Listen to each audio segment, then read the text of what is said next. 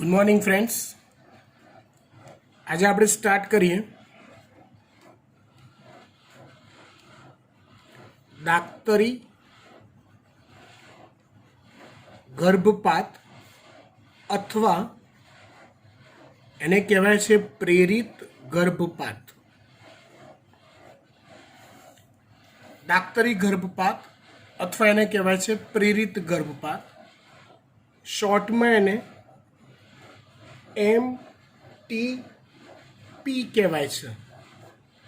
શોર્ટમાં એને MTP કહેવાય છે. MTP એટલે શું? તો કે મેડિકલ, M એટલે મેડિકલ, T એટલે ટર્મિનેશન, P એટલે પ્રેગ્નન્સી. મેડિકલ ટર્મિનેશન પ્રેગ્નન્સી, દાક્તરી ગર્ભપાત અથવા પ્રેરિત ગર્ભપાત. સમજો, ઘણીવાર એવું થાય કે સ્ત્રી ગર્ભવતી થયા પછી હોર્મોનલ ચેન્જીસના કારણે કે કોઈ ચોક્કસ પ્રકારના બોડીમાં થયેલા રિએક્શનના કારણે કુદરતી રીતે ગર્ભનો નાશ થાય અથવા ગર્ભનું પતન થઈ જાય છે. આ નેચરલ ઘટના છે, આમાં કોઈ કશું જ નથી કરી શકતું હતું. પણ અહીંયા વાત આપણે કરવાની છે કે જાણી જોઈને કરવામાં આવતો ગર્ભપાત, એટલે કે ડૉક્ટરની મદદથી લેવાતો હોય કરાતો હોય એવો પ્રેરિત ગર્ભપાત અથવા મેડિકલ ટર્મિનેશન પ્રેગ્નન્સી. આશરે એવું મનાય છે કે એક વર્ષમાં વિશ્વમાં 40 થી 50 મિલિયન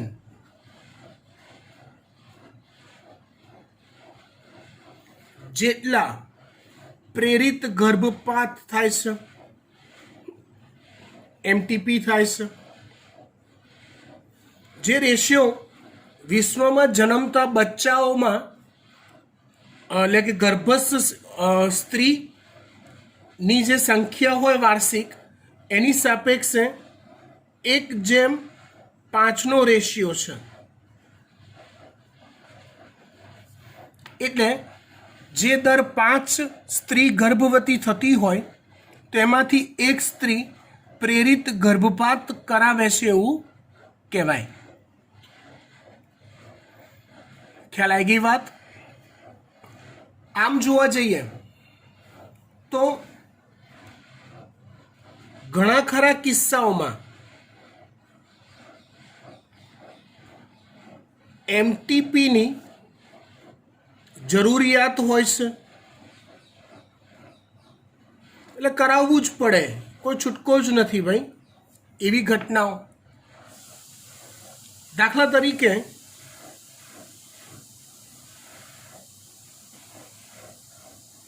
અસુરક્ષિત સમાગમથી મેળવેલ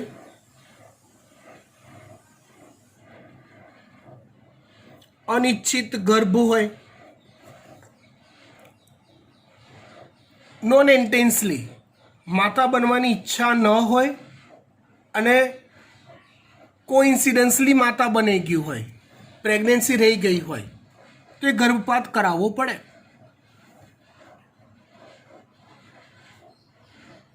કોઈ સ્ત્રીનો બલાત્કાર થયો હોય,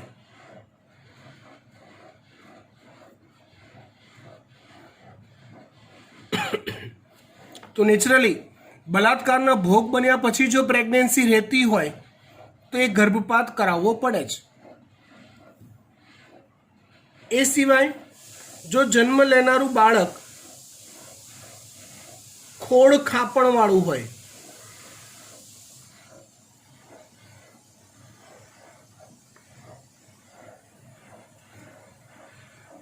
તેવા સંજોગોમાં પણ MTP કરાવી લેવું જોઈએ. પ્રેગ્નન્સી રહ્યા પછી સોનોગ્રાફી નામનો ટેસ્ટ થાય છે અલ્ટ્રાસાઉન્ડની મદદથી પ્રેરિત ગર્ભની કન્ડિશન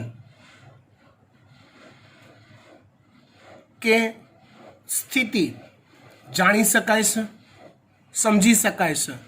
જો એ સ્થિતિમાં કન્ડિશનમાં એવું જાણી શકાયું કે બાળક મોટી ખોળખાપણવાળું છે, તેવા સંજોગોમાં પ્રેરિત ગર્ભપાત કરી શકાય. જરૂરિયાત છે એવું કહેવાય. આ સિવાય જો વિકસતું બાળક જનીનની ખામી ધરાવતું હોય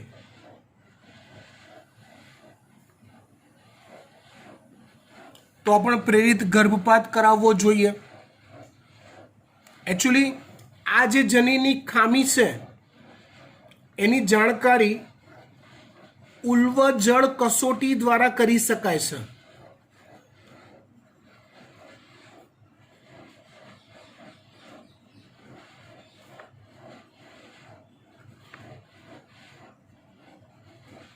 કઈ કસોટી દ્વારા? ઉલ્વજળ કસોટી. એટલે શું?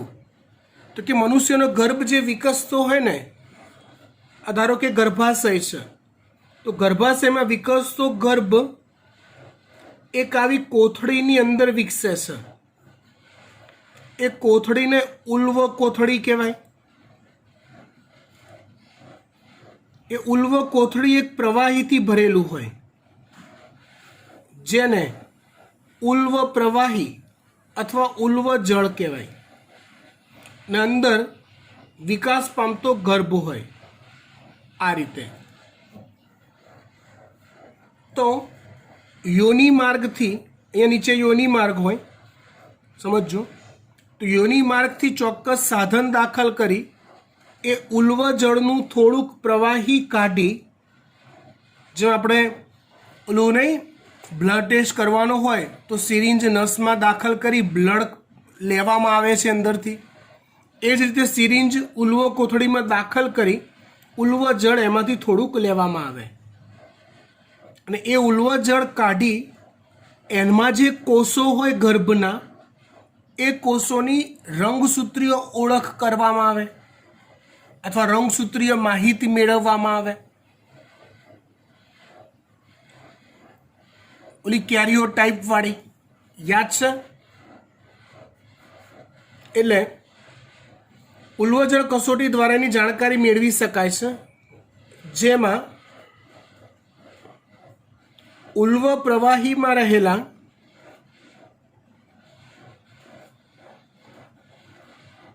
ગર્ભના કોષોને અલગ કરી તેનો રંગસૂત્રીય અભ્યાસ, જેને કેરિયોટાઇપ કહીએ, તેનો રંગસૂત્રીય અભ્યાસ અથવા કેરિયોટાઇપ કરવામાં આવે છે. અને એમાં જો બાળક કોઈક રંગસૂત્રીય અનિયમિતતા કે ખામી ધરાવતું જો જણાય તો એ સંજોગોમાં એમટીપી કરવું જરૂરિયાત કહેવાય છે. આ સિવાય ક્યારેક નાની વયે ગર્ભ ધારણ થઈ ગયો હોય, સ્ત્રીની એજ મેચ્યોર નથી, બરાબર, 18 વર્ષથી નાની છે, 15 વર્ષ અને ગર્ભવતી થઈ ગઈ છે.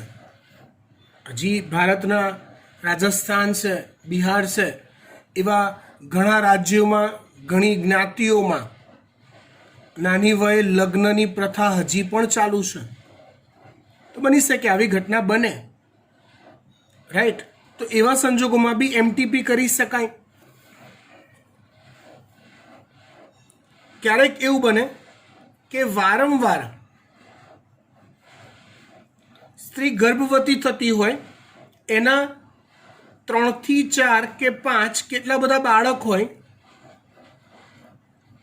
અને હવે નવું બાળક ન ઈચ્છતી હોય, તેવા સંજોગોમાં પણ એમટીપી કરી શકાય. ક્યારેક એવું બને કે માતાનું સ્વાસ્થ્ય યોગ્ય ના હોય, અસ્વસ્થ હોય, બાળ પ્રસવ કરાવવા માટે, તો એવા સંજોગોમાં પણ એમટીપી કરાવી શકાય,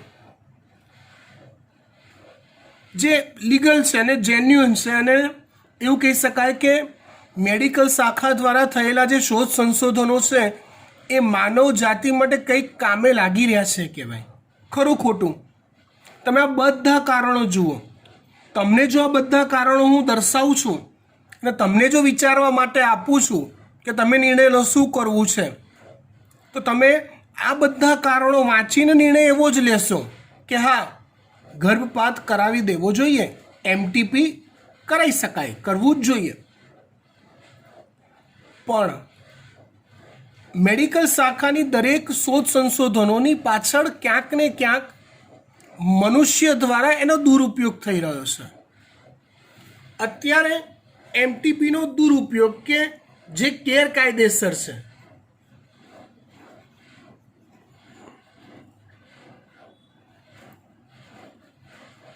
કેવો? તો કે વિકસતો ગર્ભ હોય ને એનું આ ઉલ્વ પ્રવાહી એટલે કે ઉલ્વ જળની કસોટી જો કરે, જે ખરેખર આ પર્પઝથી કરવી જોઈએ કે બાળક જનીનિક દ્રષ્ટિએ યોગ્ય છે કે નહીં, એની જગ્યાએ એ ઉલ્વજળ કસોટી XX કે XY જાણવા માટે કરાય.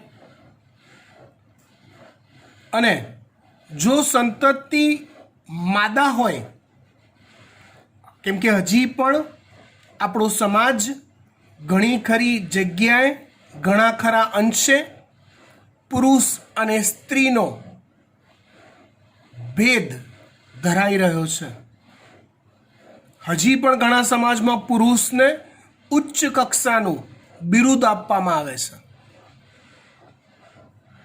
સ્ત્રી અનિચ્છિત હોય છે કેટલાક કુટુંબો માટે, જે દુઃખદ છે.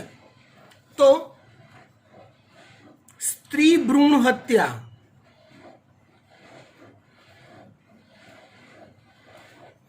માટે તેનો દુરુપયોગ થાય છે. જન્મ લેતું બાળક, ગર્ભ વિકાસ પામતું બાળક જો ફિમેલ હોય અને માદા બાળક ઈચ્છિત ન હોય, તેવા સંજોગોમાં સ્ત્રી ભ્રૂણ હત્યા કરાતી હોય છે, જે ઇલીગલ છે. ઇલીગલ છે મતલબ ગેરકાયદેસર છે. ભારત દેશની અંદર એના માટે પર કાયદાકીય પ્રતિબંધ છે. આમ છતાં બી ઠેક ઠેકાણે હજી પણ આ પ્રવૃત્તિઓ ચાલી રહી છે, જેની અસર એવી થઈ છે કે પુરુષ અને સ્ત્રીનો રેશિયો ઘટી રહ્યો છે. પુરુષની સામે સ્ત્રીની સંખ્યા ઘટી રહી છે. જો તમને જીનેટિક ભણ્યા છો એટલે તમને ખબર છે કે જો ફલનક્રિયા થઈ તો માદા બનવાની શક્યતા કેટલી? તો કે 50%. અને નર બનવાની શક્યતા કેટલી? તો કે 50%. બંનેની શક્યતા 50-50% જ હોય છે. મતલબ સમગ્ર વિશ્વમાં, સમગ્ર ભારત વર્ષમાં કુલ નર બાળકોને કુલ માદાની સંખ્યા તમે જોવા જાઓ ને તો ઓન એવરેજ લગભગ સરખી હોવી જોઈએ જ. પણ એવું નથી થતું. 1000 નર બાળકોએ 750 માદા, 1000 નર બાળકોએ 800 માદા. તો આ શું દર્શાવે છે? સંભાવનાનું ગણિત ખોટું? ના, ક્યાંક ને ક્યાંક હજી પણ સ્ત્રી ભ્રૂણ હત્યા થઈ રહી છે ગેરકાયદેસર રીતે. તો એ આપણા સમાજ માટે હજી પણ એક પ્રકારનો ધબ્બો છે એવું કહેવાય. પુરુષ અને સ્ત્રીને સમાન હક મળવા જોઈએ, એ પછી જન્મ લેવાનો જ કેમ ના હોય? સાચું કે ખોટું મિત્રો? હે ને? ઓકે, હવે આગળ વાત કરીએ.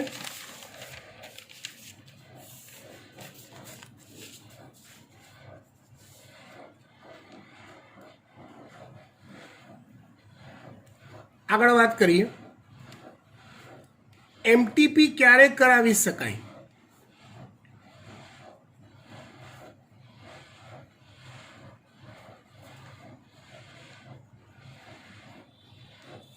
તો આશરે 3 મહિનાનો ગર્ભ હોય,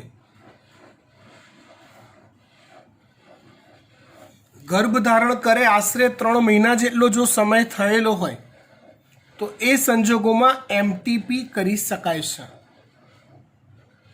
3 મહિના સુધીનો ગર્ભ ધારણ થયેલો હોય ત્યાં સુધી. ત્યાર પછી એમટીપી કરાવવું થોડુંક જોખમી છે. મતલબ ક્યાંક ને ક્યાંક માદાના જીવનની સુરક્ષાની માત્રા ઘટી જાય છે, જોખમ વધી જાય છે. 3 મહિના થયા પછી જો એમટીપી કરવામાં આવે તો એ થોડુંક વધારે રિસ્કી થઈ જાય છે. બરાબર ને? અહીંયા ચર્ચા આપણે પૂરી કરીએ. ત્યાર પછી નવો ટોપિક જોઈએ, જાતીય સંક્રમિત ચેપ.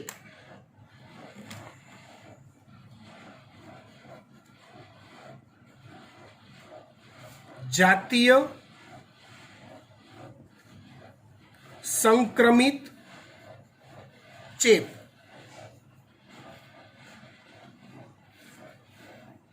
જેને અંગ્રેજીમાં જો આ ચેપની જગ્યાએ હું રોગ લખું તો એ જ અર્થ થાય.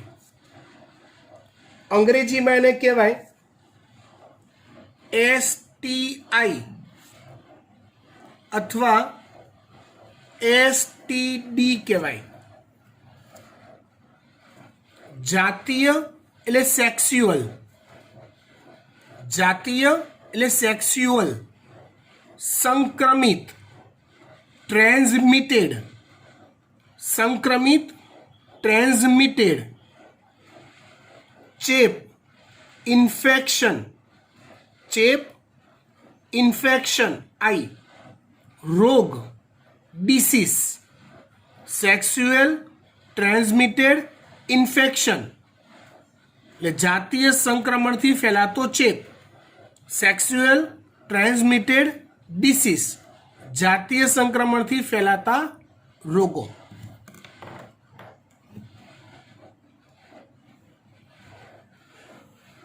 તો જે ચેપ કે રોગ જાતીય સમાગમથી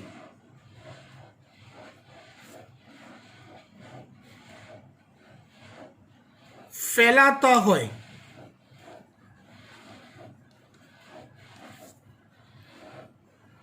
તેવા ચેપ કે રોગને STI કહેવાય છે. શેનાથી ફેલાતા હોય? જાતીય સમાગમથી ફેલાતા હોય એવા. અથવા એવું કહેવાય પ્રજનન માર્ગ સંબંધિત રોગોને STI કહી શકાય. આવા કેટલાક રોગોના ઉદાહરણ જોઈએ તો ગોનોરિયા, સિફિલિસ,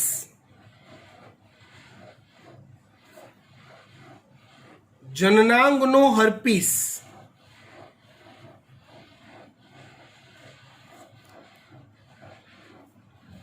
ક્લેમાઇડિયાસિસ, ક્લેમાઇડિયાસિસ, जननांगीय मसा, जननांगीय मसा, हिपेटाइटिस बी,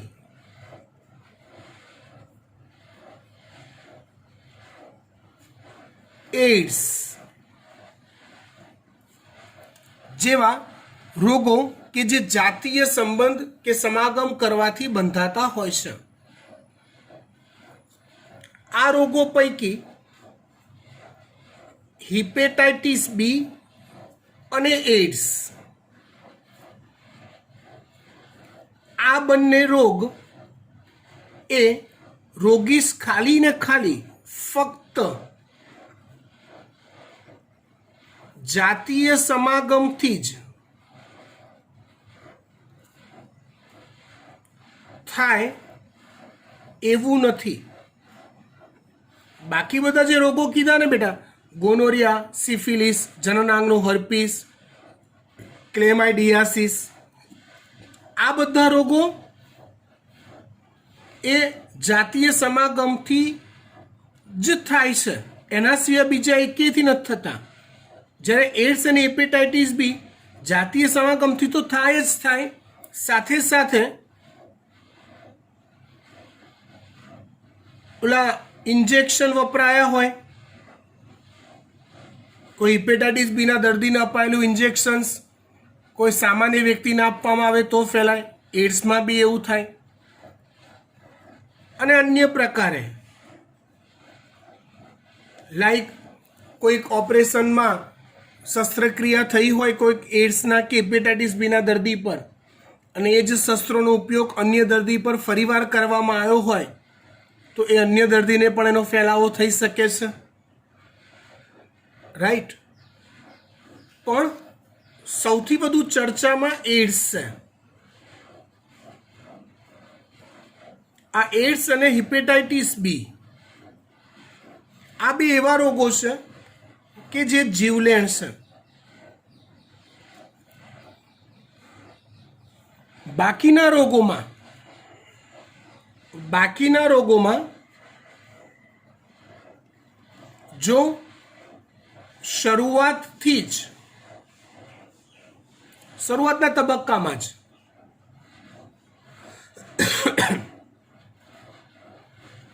रोग ने जाणी शकायो होय, अवेरनेस राखी होय तो संपूर्ण क्योर थई शके छे। रोग संपूर्णपणे मटी शके छे जो शुरुआत थी ज एने नोंधी लेवायो होय। तो आवा रोगोना प्राथमिक चिन्हों कया? आ नॉलेज लेवा जेवी वस्तु छे बेटा।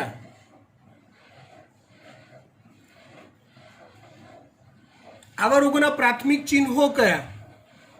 जे लक्षणों अपनी अंदर देखाय એટલે આપણે તરત જ ડોક્ટરી તપાસ કરાવવી જોઈએ, કેમ કે આપણે ઇનિશિયલ સ્ટેજમાં જ આવા રોગોનો નાશ કરી દેવો છે, રોગ મુક્ત થઈ જવું છે। તો આવા રોગોના પ્રાથમિક ચિહ્નો શું? તો કે જનનાંગીય વિસ્તારમાં ખંજવાળ,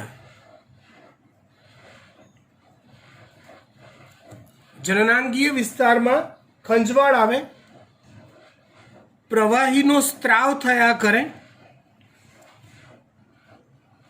सामान्य दुखावो थाय, सोजो आवे, क्यारेक एवुं थाय के जननांगनी आसपासना विस्तारमां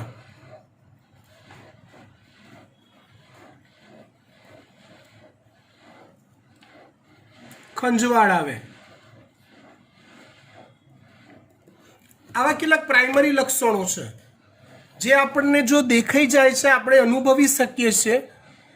तो एवा संजोगों में प्रॉपर डॉक्टरी तपास कराववाथी अने जो बने के तमने आवो एसटीडी होय खरो ने मे बी ना बी होय, बीजा कोई सिम्पल रीजन थी आ बधा लक्षणों देखाता होय तो पण जातीय तपास करावी लेवी जोईए। पण आपणा देश में આપણા દેશમાં એક મોટી સમસ્યા છે બેટા. કેવી? તો કે જાતીય લક્ષણોની ચર્ચા આપણે સોશિયલી કરી શકતા નથી. માતા પિતા સાથે પણ આપણે થોડુંક ઓછું શેરિંગ કરીએ છીએ. ઇવન ફ્રેન્ડ સર્કલમાં બી આપણે એક લિમિટ પૂરતું જ એનું ડિસ્કશન કરતા હોઈએ છીએ. એટલે ખુલીને આપણે વાત નથી કરી શકતા આવા રોગો વિશે. સંકોચ થાય છે. ક્યાંક ને ક્યાંક આપણા સામાજિક જીવનમાં ઓલું શંકાની નજરે જોવાય છે આ વસ્તુને. સાદી ભાષામાં કહીએ તો આપણા કેરેક્ટર પર આંગળી ઉછળતી હોય ક્યાંક ને ક્યાંક. બહુ જ ચોખ્ખી ભાષામાં કહું તમને તો જો કોઈક વ્યક્તિ એવી હોય કે જે એડ્સનો ભોગ બની છે, તો આપણા સમાજમાં પહેલું એ જ વિચારાશે કે આ અયોગ્ય જાતીય સંબંધો બાંધતો હશે. એના કેરેક્ટર પર જ પહેલી આંગળી ઉપાડાશે. એ આપણે નહીં વિચારીએ કે એને કોઈક ઓપરેશન કરાયું હશે, એ દરમિયાન આ ભૂલ થઈ હોય, કોઈક બે જવાબદાર ડૉક્ટરને ત્યાં ઇન્જેક્શન મુકાયું હશે, એના કારણે આ સમસ્યા થઈ હશે. આવા મુદ્દાઓ પર આપણે વિચાર પછી કરીએ છીએ, પહેલાં નથી કરતા. અને માટે આપણા દેશની અંદર આવા રોગોનું પ્રમાણ વધી રહ્યું છે. બીજું, જાગૃતતાનો અભાવ.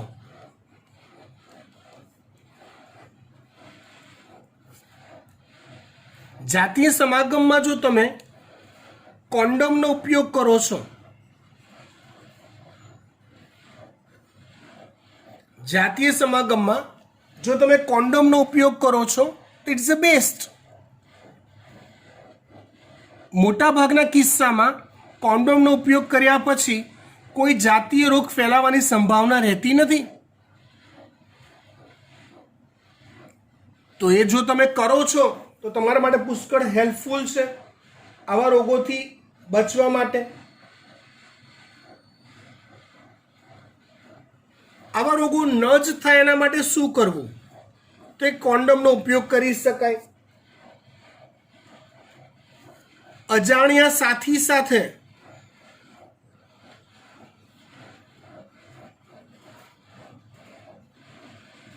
જાતીય સમાગમ ટાળવો જોઈએ, ન કરવો જોઈએ અનનોન પર્સન સાથે.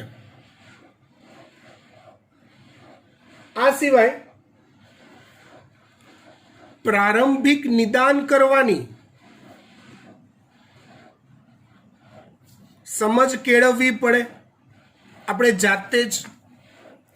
કારણ કે આપણા શરીરના જાતીય અંગો વિશે અવેરતા, દાખલા તરીકે સમજો બેટા, બહુ ફ્રેન્કલી કહું તમને, મારા ગાલ પર ક્યાંક ફોલ્લી થઈ કે સોજો આવ્યો કે ખંજવાળ આવે છે કે ક્યાંક સૂજી ગયું છે હાથ પર, તો કોઈ બી જોઈને કહેશે સાહેબ તમને અહીંયા સોજો આવ્યો છે, મારી વાઈફ કહેશે, મારું બાળક કહેશે.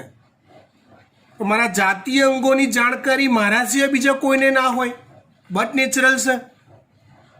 તો એ અવેરનેસ આપણે જાતે કેળવવી ખૂબ જ જરૂરી છે. તો આવા રોગોથી આપણે બચી શકીશું. ઓકે, ત્યાર પછી આપણે નવો ટોપિક જોઈએ, અફળદ્રુપતા.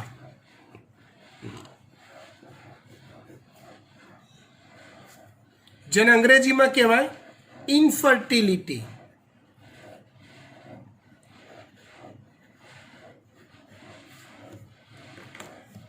એટલે કે બાળકની પ્રાપ્તિ ન થવી. અફળદ્રુપતા અથવા ઇન્ફર્ટિલિટી મતલબ બાળકની પ્રાપ્તિ ન થવી. જો ઇન્ફર્ટિલિટીના ઘણા બધા કારણ છે, ઘણા બધા કારણ હોઈ શકે. ઘણીવાર એવું થાય કે કોઈ દેખીતા કારણ વગર પણ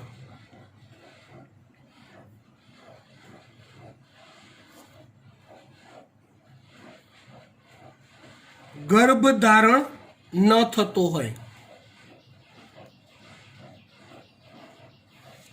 કુદરતી ગર્ભધારણ માટે પુષ્કળ પ્રયત્નો કરવામાં આવતા હોય, પણ આમ છતાં બી ગર્ભધારણ ન થતો હોય, તો આપણો સમાજ એવો છે, આપણા સમાજમાં ગર્ભધારણ ન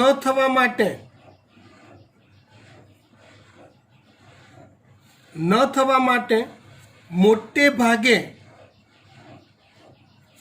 સ્ત્રીને જવાબદાર માનવામાં આવે છે. જે માન્યતા સદંતર ખોટી છે, મતલબ સ્ત્રી જવાબદાર ન હોઈ શકે એવું નથી. સ્ત્રી અને પુરુષ બંને પૈકી કોઈ પણ જવાબદાર હોઈ શકે છે. લગ્ન કર્યા પછી જ્યારે ગર્ભધારણની ઈચ્છા હોય, એ ઈચ્છા માટે કુદરતી સમાગમનો યોગ્ય ઉપયોગ કરતા હોઈએ. દાખલા તરીકે આપણે આગળ જોયું હતું એમ આના આગલા ચેપ્ટરમાં કે 14મા દિવસે ઓન એવરેજ અંડપાત થતો હોય. ફિમેલને એની સાયકલનો ટાઈમિંગ પ્રોપર ખબર જ હોય, તો એ પ્રમાણે મિડલ ડે હોય જે બી એ સાયકલનો, એમાંથી 3-4 દિવસ આગળ અને 3-4 દિવસ પાછળ જો ધ્યાનમાં લઈ અને એ દિવસો દરમિયાન જો સતત સમાગમ કરવામાં આવે તો ગર્ભધારણ થઈ જતો હોય. આમ છતાંય જો નથી થતો, આવું વારંવાર દરેક સાયકલમાં ટ્રાય કર્યા પછી 10-15 સાયકલ 20 સાયકલ પૂરી થઈ ગઈ પણ તો બી ગર્ભધારણ ન થયો, તેવા સંજોગોમાં અવેરનેસ રાખીને ડાક્ટરી તપાસ કરવી અનિવાર્ય છે. તો ગર્ભધારણ ન થવા માટેના સાચા કારણો મળી શકે છે આપણને. એના માટે સરકાર દ્વારા વંધ્યત્વ નિવારણ કેન્દ્રો ચલાવવામાં આવે છે.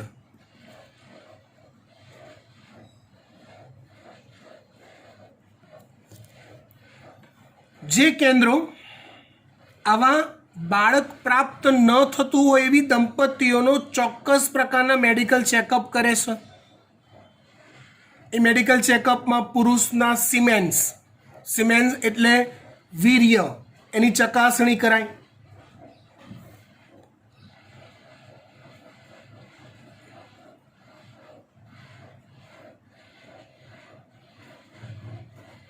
મતલબ એમાં શુક્રકોષોની સંખ્યા કેટલી છે,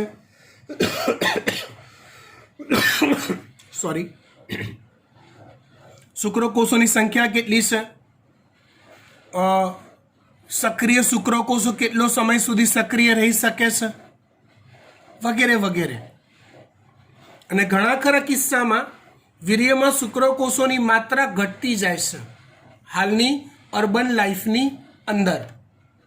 તો આ એક મોટું કારણ છે. તો વીર્યની ચકાસણી થાય. માદામાં અંડપાતની ના ચોક્કસ સમયગાળાની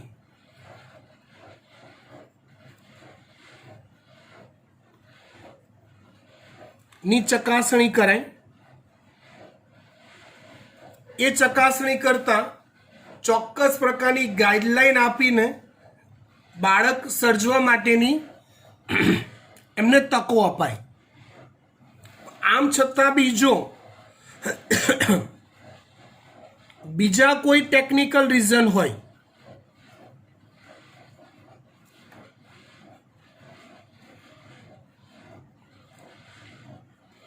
તો અન્ય પદ્ધતિઓનો ઉપયોગ કરાય છે. અન્ય પદ્ધતિઓ એટલે કઈ પદ્ધતિઓ એ જોઈએ. પહેલા બીજા કોઈ ટેકનિકલ રીઝન કેવા કેવા હોઈ શકે એ જોઈએ. તો ધારો કે એવું બને કે સ્ત્રીની અંડવાહિની સંકોચાયેલી હોય,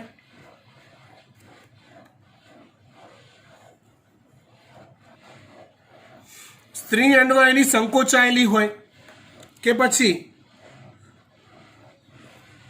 સહાયક પ્રજનન અંગો અમુક જગ્યાએ સપોર્ટિવ ન હોય. ક્યારેક એવું બને કે માદા અંડકોષ સર્જવા કેપેબલ ના હોય. સેમ વે પુરુષ એ શુક્રકોષો ન સર્જી શકતો હોય. આવા ઘણા બધા કારણો હોઈ શકે, પણ એના માટે કયું કારણથી ગર્ભધારણ થતો નથી એ ચકાસવા માટે તમારે પ્રાથમિક નિદાન ટેસ્ટિંગ તો કરાવવા જ પડે. જો માઇનોર રીઝન હોય તો તક લેવી જોઈએ, પણ જો આવા કોઈ મેજર ઇશ્યુઝ હોય તો ગર્ભધારણ થવાની, સંતતિ પ્રાપ્ત કરવાની અલગ અલગ પદ્ધતિઓનો ઉપયોગ કરવો જોઈએ. કઈ કઈ પદ્ધતિઓ હોય છે જોઈએ આપણે.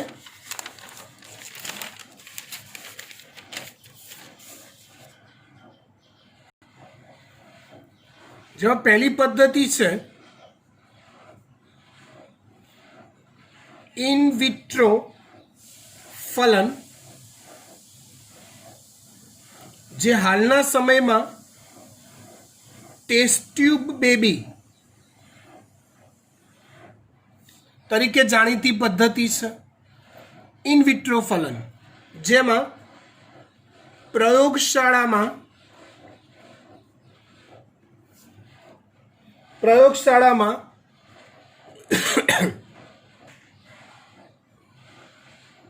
માદાના શરીર જેવી જ સ્થિતિ તૈયાર કરી ત્યાં જ ફલન ક્રિયા કરાવવામાં આવે.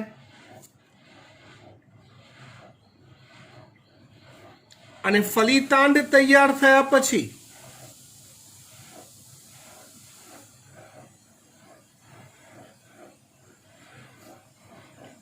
તેને માદાના શરીરમાં પ્રજનન અંગોમાં સ્થાપિત કરવામાં આવે.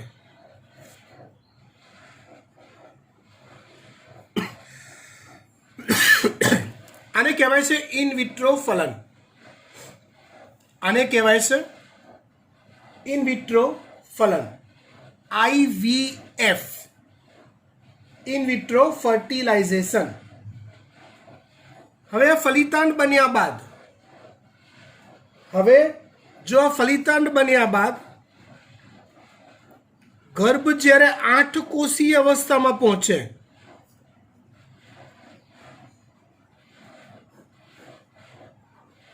અને ત્યારે જો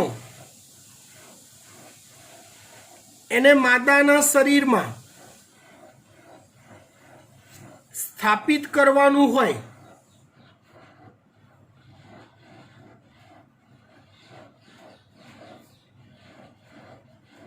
તો તેને અંડવાહિનીમાં સ્થાપિત કરાય છે.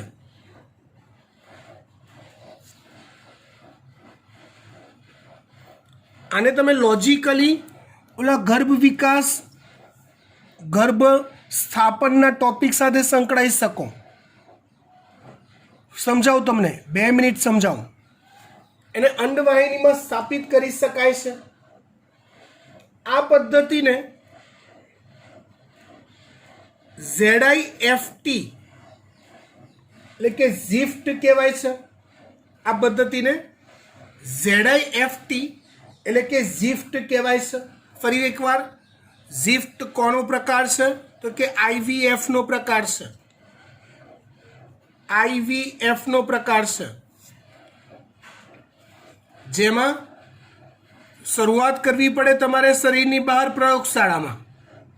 ફલન કરાવ્યું એટલે એના માટે પુરુષનો શુક્રકોષો એટલે કે વીર્ય લઈ લેવામાં આવે પહેલેથી, માદાનો અંડકોષ કાઢી લેવામાં આવે, એ બંનેને પ્રયોગશાળામાં ભેગા કરી ફલન ક્રિયા કરાવવામાં આવે.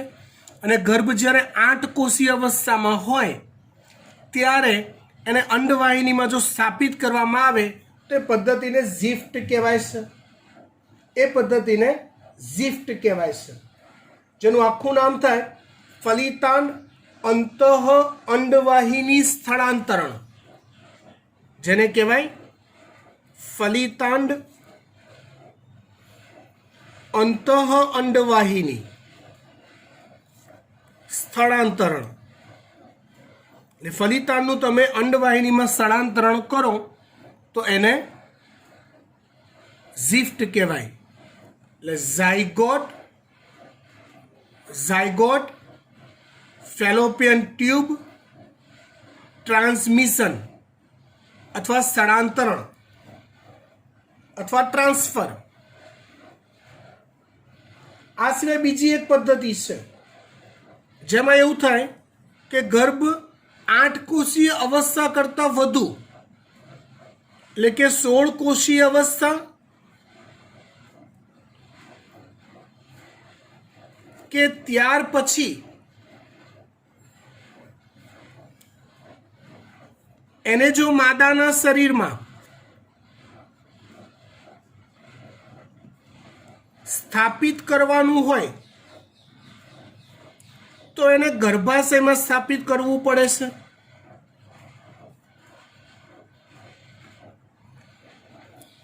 16 કોષીય અવસ્થા કે ત્યાર પછી જો એને સ્થાપિત કરવાનું હોય અથવા 8 કોષ કરતાં વધુની કોઈ બી અવસ્થામાં જો એને ગર્ભમાં સ્થાપિત કરવાનું હોય તો એને સીધું ગર્ભાશયમાં સ્થાપિત કરવામાં આવે છે. આવી ગર્ભાશયમાં સ્થાપિત કરવાની પદ્ધતિને IUT કહેવાય છે. મતલબ ઇન્ટ્રા યુટેરિન ટ્રાન્સફર. ઇન્ટ્રા યુટેરિન ટ્રાન્સફર અથવા અંતઃ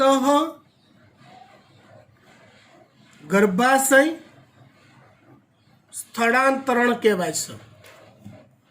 અંતઃ ગર્ભાશય સ્થળાંતરણ કહેવાય છે. આ થઈ ઇન વિટ્રો ફલનની વાત. એવી બીજી પદ્ધતિ આવે છે ઇન વિવો ફલન. વિવો એટલે શરીરની અંદર જ. જો સ્ત્રીના ઓલ ઓવર પ્રજનન અંગો જો ઓકે કન્ડિશનમાં હોય, ગર્ભ ધારણ કરવા માટે સ્ત્રી પરફેક્ટ હોય, પુરુષમાં શુક્રકોષોની સંખ્યા કદાચ ઓછી હોવાના લીધે કે બીજા કોઈ કુદરતી કારણસર સમહાઉ ફલન ક્રિયા ન થતી હોય તો એવા સંજોગોમાં પુરુષના વીર્યને સિમેનને બહાર કાઢવામાં આવે છે. મતલબ પુરુષ પોતાનું વીર્ય એ જમા કરાવી દેશે વેલ ઇન એડવાન્સમાં, અને પછી એ વીર્યનું સેચન સિરિંજ દ્વારા ઇન્જેક્શન દ્વારા એ વીર્યને ગર્ભાશયમાં કે ગ્રીવાના ભાગોમાં દાખલ કરાય છે. એ ડૉક્ટર નક્કી કરે. સોનોગ્રાફી દ્વારા ડૉક્ટર ચેક કરી લે કે બી અંડપાત થયો છે કે નહીં. તો એ અંડપાત થયેલો હોય એ દેખાય, ડૉક્ટર એ નોંધ કરી શકે કે હા અંડપાત થવાની તૈયારી છે કે થયો છે, તો એ જ ટાઈમે પુરુષનું વીર્ય તો પહેલેથી કાઢી જ લીધેલું છે, તો એ વીર્યને એ જ ટાઈમે ત્યારે દાખલ કરાય છે યોનિ માર્ગમાંથી આગળ ગ્રીવા કે ગર્ભાશયની અંદર. એને ઇન વિવો ફલન કહેવાય છે.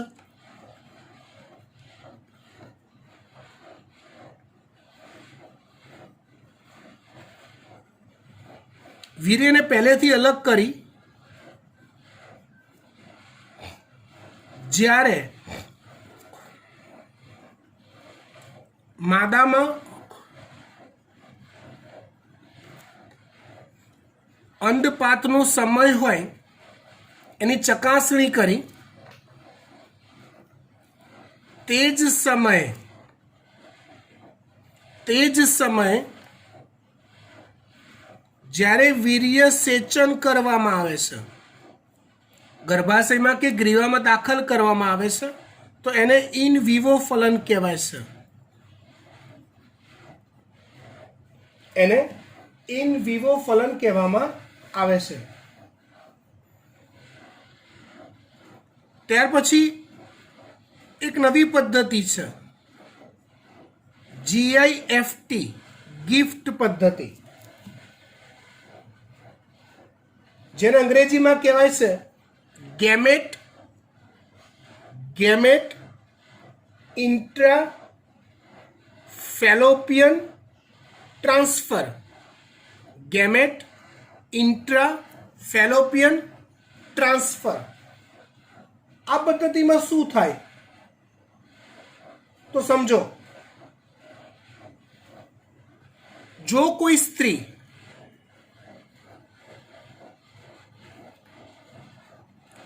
અંડકોષ ઉત્પન્ન કરી શકતી નથી, પણ તેના બાકીના અંગો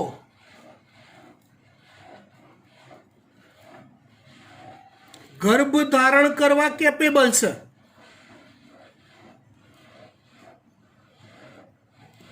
તો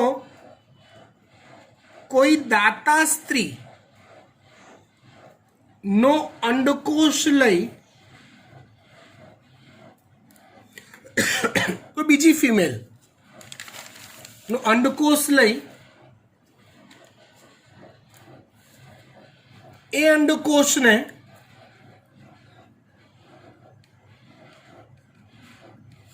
સ્ત્રીની અંડવાહિનીમાં સ્થાપિત કરાય છે. તો આ પદ્ધતિને ગિફ્ટ કહેવાય. જો બેટા, આ ચેપ્ટરમાં નીટમાં પૂછાતા પ્રશ્નોમાં મેક્સિમમ વેરિએશન આ IVF એટલે કે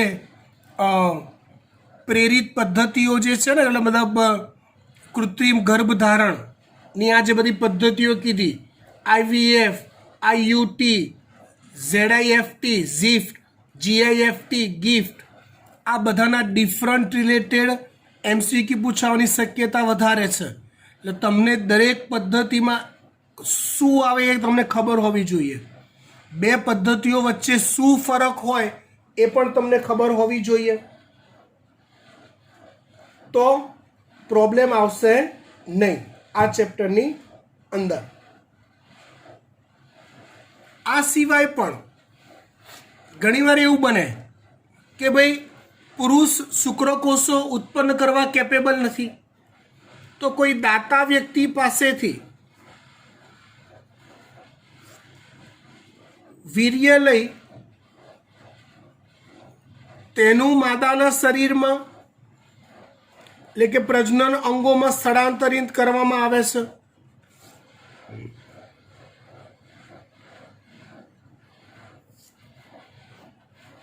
ક્યારેક એવું બને કે સ્ત્રી અંડકોષ ઉત્પન્ન કરી શકે છે, પણ એનું ગર્ભાશય ગર્ભ ધારણ કરવા કેપેબલ નથી. સ્ત્રી અંડકોષ ઉત્પન્ન કરી શકે,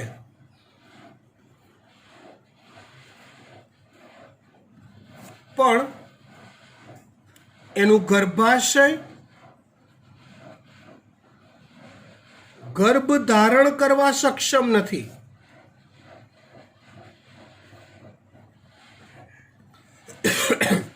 તો આવા સંજોગોમાં દાતાના ગર્ભાશયનો ઉપયોગ કરાય છે.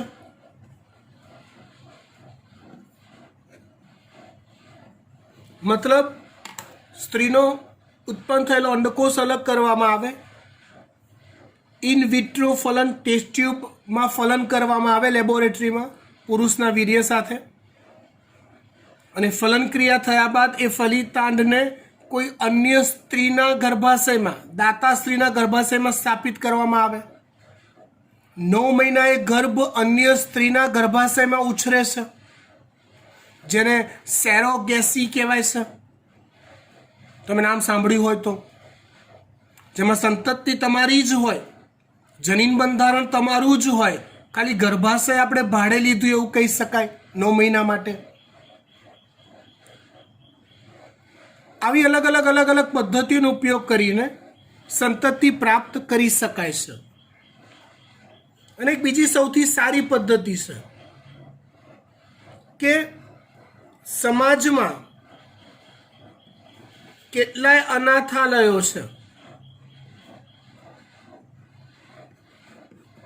જેમાંથી અનાથ બાળકોને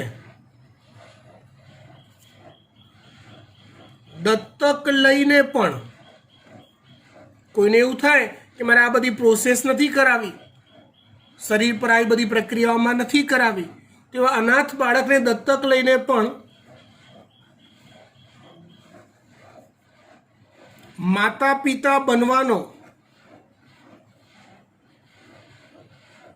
લાહવો લઈ શકાય છે.